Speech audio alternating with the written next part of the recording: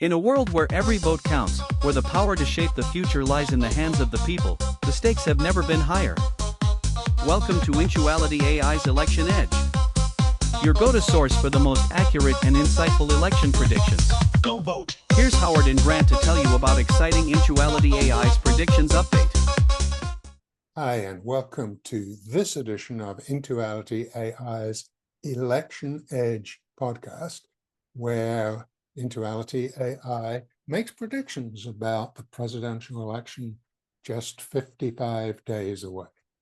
I'm Dr. Howard Rankin, and Grant Rainier is with us to tell us the latest predictions from IntualityAI. Grant.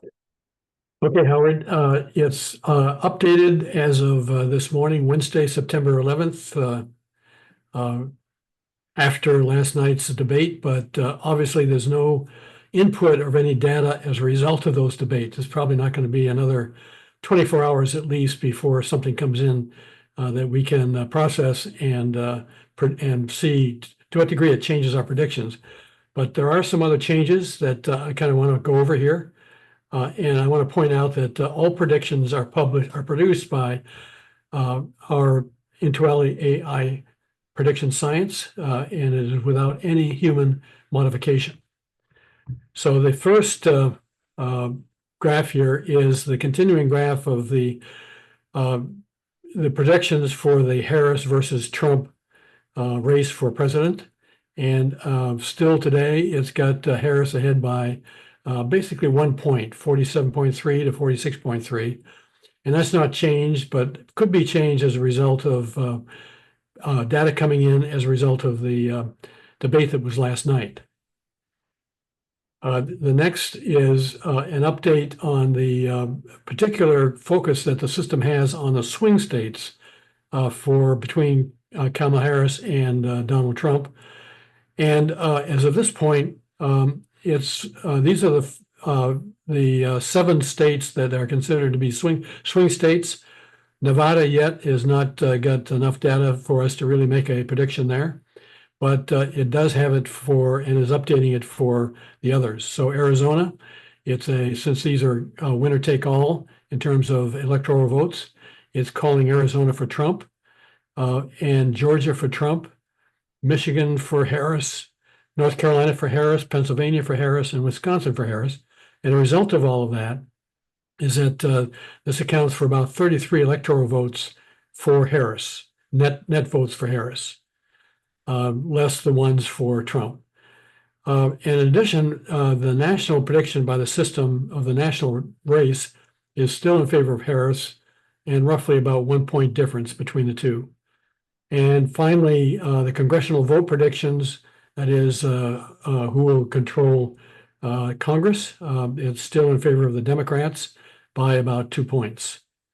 So what we also do is show here on this next slide is the effect of IntualityAI's confidence in the predictions that it's made.